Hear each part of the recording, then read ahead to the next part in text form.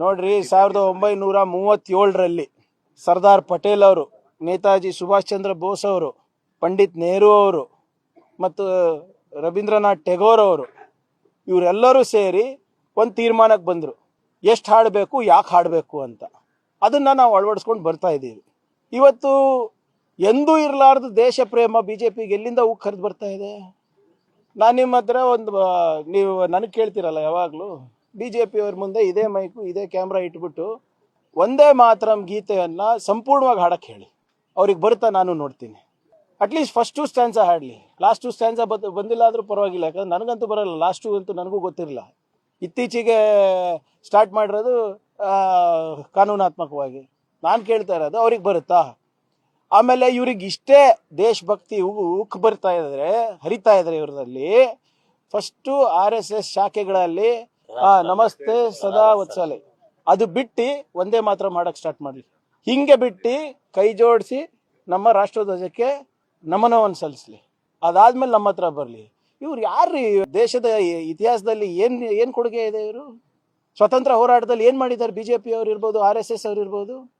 ನೀವು ಇಷ್ಟೆಲ್ಲ ಹೇಳ್ತಾ ಇದ್ದೀರಲ್ಲ, ಅಂದರೆ ಇವ್ರ ಪ್ರಕಾರ ಸರ್ದಾರ್ ಪಟೇಲ್ ಅವರು, ನೇತಾಜಿ ಬೋಸ್ ಅವರು, ಪಂಡಿತ್ ನೆಹರು ಅವರು, ಟೆಗೋರ್ ಅವರು ಇವರು ದೇಶದ್ರೋಹಿಗಳ?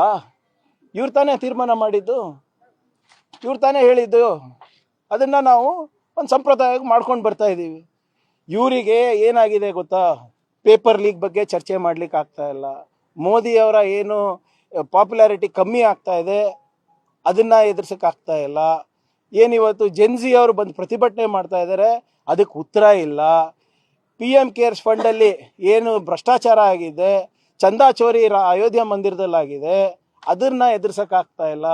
ಇವತ್ತು ವಿದೇಶಾಂಗ ನೀತಿಯಿಂದ ಇವತ್ತು ನಮ್ಮ ರೈತರಿಗೆ ಏನು ಹೊಡ್ತಾ ಬರ್ತಾ ಇದೆ ಈ ಟ್ರಂಪ್ ಅವರು ಮತ್ತು ಮೋದಿ ಅವ್ರ ದೋಸ್ತಿಯಿಂದ, ಅದ್ರ ಬಗ್ಗೆ ಉತ್ತರ ಇಲ್ಲ. ಇವೆಲ್ಲಾನು ಮುಚ್ಚಾಕ್ಲಿಕ್ಕೆ ಇವತ್ತು ಒಂದೇ ಮಾತ್ರ ಮುಂದೆ ತಂದಿದ್ದಾರೆ. ಯಾಕೆ ಇಲ್ಲ, ನಾನು ಕೇಳ್ತಾ ಇರೋದು ಇದೇ ಕಾಳಜಿ ಅವರಿಗೆ ನಿರುದ್ಯೋಗ ಯುವಕರ ಬಗ್ಗೆ ಯಾಕಿಲ್ಲ? ಇದೇ ಕಾಳಜಿ ನಮ್ಮ ದೇಶದ ಆರ್ಥಿಕ ಪರಿಸ್ಥಿತಿ ಬಗ್ಗೆ ಯಾಕಿಲ್ಲ? ಇದೇ ಕಾಳಜಿ ಮಹಿಳೆಯರ ಸಂರಕ್ಷಣೆಗೆ ಯಾಕಿಲ್ಲ? ಮೋದಿ ಅವರ ಸ್ಲೋಗನ್ ಏನಿತ್ರಿ, ನಿಮ್ಗೆ ನೆನಪಿದ್ಯಾ? ಒಂದು 5-6 ವರ್ಷದಿಂದ, ಪೇಲೆ ದೇವಾಲಯ ಪಿರ್ ಶೌಚಾಲಯ. ಎಲ್ಲಪ್ಪ ದೇವಾಲಯ ಆಯ್ತಲ್ಲ, ಈಗ ಶೌಚಾಲಯ ಎಲ್ಲಿದೆ? ನಮ್ದು ಬಿಡಿ, ಉತ್ತರ ಪ್ರದೇಶದಲ್ಲಿ ಎಲ್ಲಿದೆ ತೋರಿಸ್ಬಿಡ್ಲಿ ಅವರು, ವಾರಣಾಸಿಗಳಲ್ಲಿ.